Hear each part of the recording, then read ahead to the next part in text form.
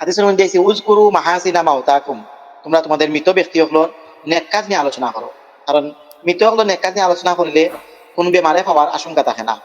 মানে এই সরাসরি তার হুমরা না, তার নেক কাজের বিবরণ, জীবিত থাকা অবস্থায় অনেক সময় নেক কাজের বিবরণ শুনলে নিজের মধ্যে আত্মম্বরিতা বাড়ি যায়, বেমার তৈরি হয়ে যায়। কিন্তু মৃত ব্যক্তির বেমার তৈরি হওয়ার কোনো সুযোগ থাকে না, বরং ফায়দা হইল গিয়া তার রুহর মধ্যে এই মন বান্দা ওখানে যখন বাস্তব নেক কাজগুলা নিয়ে মাতবা, তখন একটা সোয়াবর একটা মাধ্যম হয়ে যায়।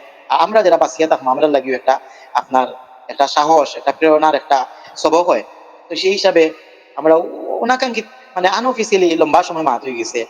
তো ওই সময় আমরা আর একটা ছেলে, আমরা দিনই সাথী, 2020 সম্ভবত অথবা 1900 শেষের দিকে মারা গেছে। শিবগঞ্জ বাসা আছিল তার, সাফায়াত নাম। সাফায়াত আছিল সাদর ইউনিভার্সিটির গ্রাজুয়েট।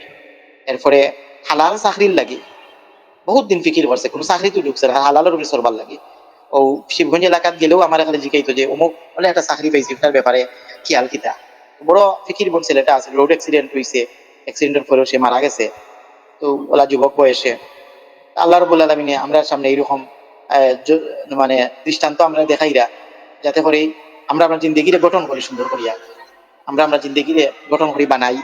কারণ একদিন একদিন করে জীবন জীবন যায় কি।